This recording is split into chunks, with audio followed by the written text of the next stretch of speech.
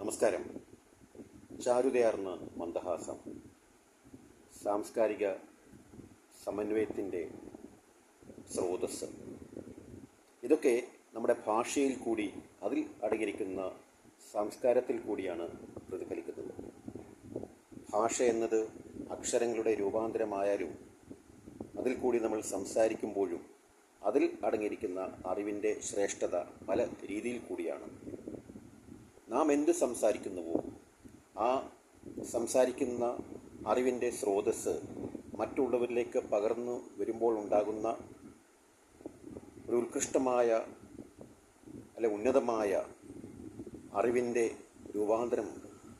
ആ അറിവിൻ്റെ രൂപാന്തരമാണ് പലപ്പോഴും നമ്മളെ ജീവിക്കാൻ ഉതകുന്ന രീതിയിലുള്ള പ്രേരണയോ പ്രേരക ശക്തിയായോ മാറുന്നത്. മാതൃത്വത്തിന് തുല്യമായ നമ്മുടെ മാതൃഭാഷയുടെ അറിവുകൾ നാം ആർജിക്കേണ്ടത് കാലത്തിൻ്റെ ആവശ്യമാണ്.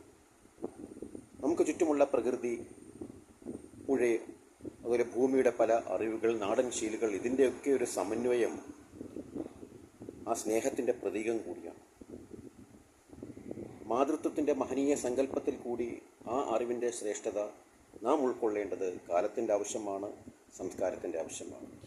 ഓരോ വിദ്യാർത്ഥിയും നമ്മുടെ മലയാള ഭാഷ പഠിക്കേണ്ടതുണ്ട്. അതിൽ കൂടി കിട്ടുന്ന അറിവ് വായനാക്രമത്തിൽ കൂടിയും ഉണ്ടാക്കിയെടുത്ത് ശ്രേയസ്കരമായ രീതിയിൽ ഉത്കൃഷ്ടമായ ഒരു ഭാവനാ സമ്പത്ത് ഉണ്ടാക്കി കർമ്മപഥത്തിൽ കൊണ്ടുവരേണ്ടത് അത്യന്താപേക്ഷിതമായ കാര്യമാണ്. ആയതുകൊണ്ട് നമ്മുടെ ഭാഷയ്ക്കുള്ള മഹനീയത നമ്മുടെ ജീവിതത്തിൽ വിദ്യാർത്ഥികളാണെങ്കിലും മുതിർന്നവരാണെങ്കിലും എന്നും ഉൾക്കൊള്ളേണ്ടത് കാലത്തിൻ്റെ ആവശ്യവും കൂടിയാണ്. മലയാളമാണ് എൻ്റെ ഭാഷ, എന്ത് സുഖമാണത് കേൾക്കാൻ. അമ്മ ചൊല്ലിത്തന്ന ഭാഷ, അമ്മയെപ്പോലെ ഈ ഭാഷ എന്ന ആ സങ്കല്പം എന്നും മനസ്സിലുണ്ടാകട്ടെ എന്ന്